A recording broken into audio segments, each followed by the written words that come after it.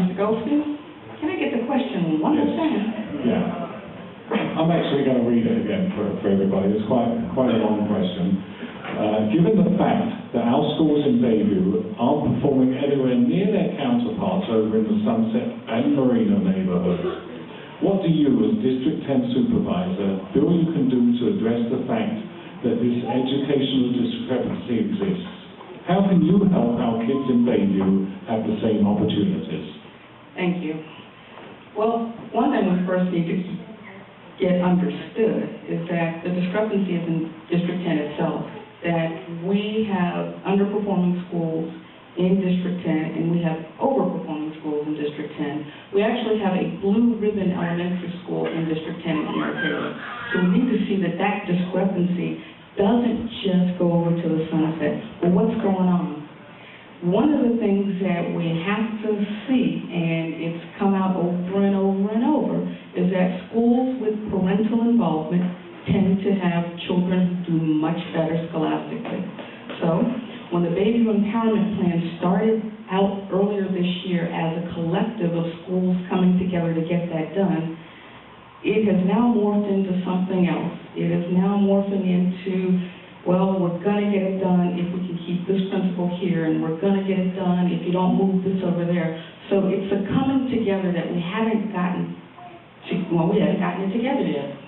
Mr. Moss talked about the accountability factor, and that really is important because the accountability really isn't always on the school board. And as your Board of Supervisors representative, I would like to see this board actually have some say-so over what happens at the Board of Education. Our constituents are the ones who suffer, and we need to make sure that not just having some ad hoc committee come together, but actually having some real meat to be able to do some real legislation and policy. Thank you. Thank you, Eric.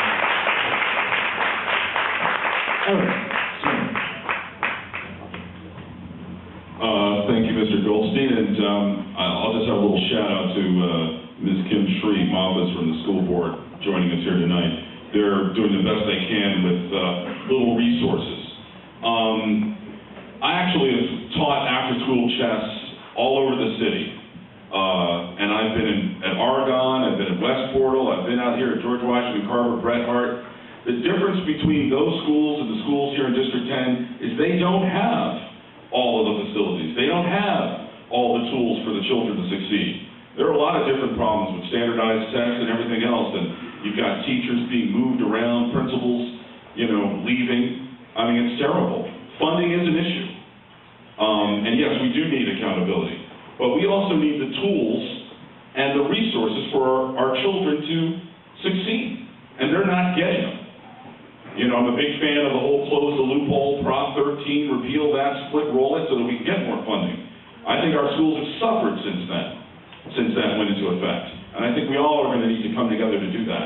It's going to take parental involvement and involvement from the community. It's going to take volunteerism. It's going to take all of those things to turn this around. The kids are the key to the future of this entire district and this entire city. And without them, without supporting them and nurturing them, we're going to keep seeing some of the ills of our society. We're going to see homelessness and drug abuse and crime and violence and those kinds of things. We have to do whatever we can to help them. Thank you.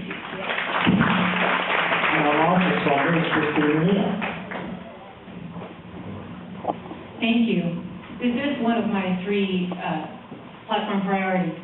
And I hope you notice when I say that we need to focus on schools that my emphasis is strong schools, not necessarily the schools that produce the best numbers. I think we need to look at place-based schooling, and we need to look, when we're talking about Bayview, as much at what happens inside the school as what happens outside the school. I will tell you that children in Bayview grow up in an environment that the children in the marina will never have to face, that I didn't have to face when I was growing up. It's hard to talk about this without getting upset, to be honest. We need to put a lot more love in our tough love that we show our children. The children at the schools in Bayview need social workers. They need trauma counseling. So many things. I took a really inspiring visit to Visitation Valley Middle School with Principal Durkee, who is nationally recognized. He's a grant writing king. there's a lot of what he's doing that we can copy. I look also to a college classmate of mine, Tony Smith, who's now the superintendent of schools in Oakland. Tremendously creative ideas about serving the entire child and meeting the entire child's needs and looking at schools as an institution where we can really curb many of the patterns of violence in our community. Funding, of course, is important, and setting proper expectations, parent involvement. This is a community-wide problem. Thank you, Christine.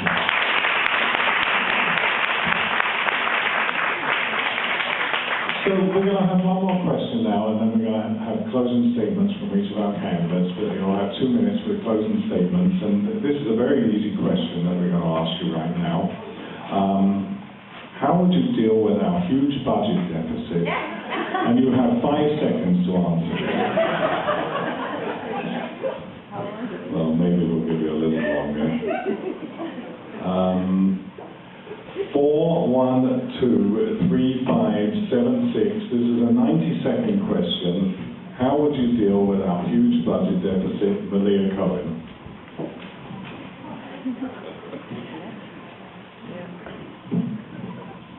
That's 30 seconds. All right.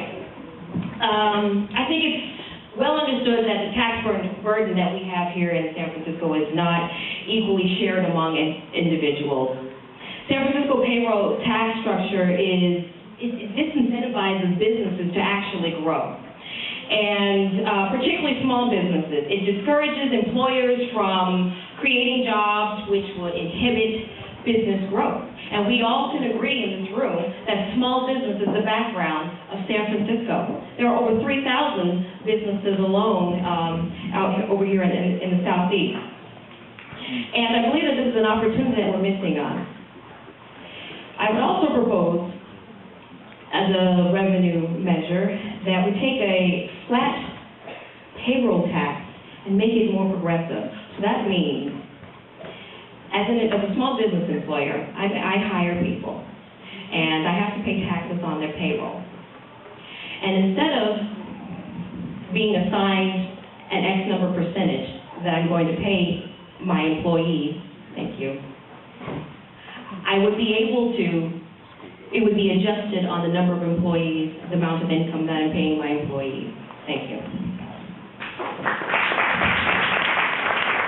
Thank you, Maria. Eric Smith. Fix our budget in 90 seconds. Good Lord. We're looking at, what is it, $700 billion next year?